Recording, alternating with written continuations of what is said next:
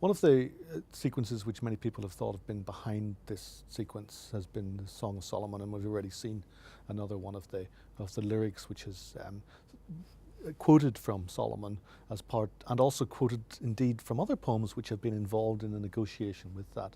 And again, that's to do with the notion of the odorous winds and the notion of a kind of an erotic smell or erotic odor, and what it is, how that contributes itself to the extraordinary experience of this kind of heightened sense of desire which is working through the lyrics at this particular point in the sequence.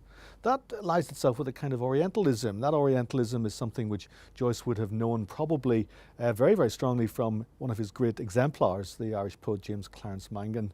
And Mangan wrote many versions of Oriental lyrics and poems. But this one is coming from something which, of course, is a book from the Bible, the Song of Solomon. And it's thinking about a book from the Bible which has kind of famously always been read symbolically. In other words, that the relationship between the bride and the bridegroom is the relationship between the Jews and Christ, who will come to deliver them. I think that nowadays most people will read these poems for what they are, which is an erotic sequence, poems, love poems.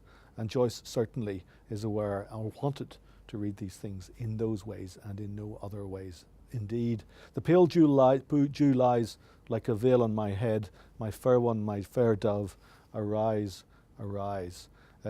This couple are now celebrating and consummating their love with an extraordinary amount of intimacy, and that intimacy is working its way through to do with smell and to do again with the return of water, the moisture which again always is somewhere in the background or present bodily quite frequently in these particular poems. Here it's the pale dew lies like a veil on my head. And what we've got here is an experience of body as well as an experience of symbolism or a literary experience, or all of the various other things which are now being woven into these poems, as indeed the odorous winds are weaving a music of sighs. It's textbook synesthesia, where odorous winds become music, become sighs.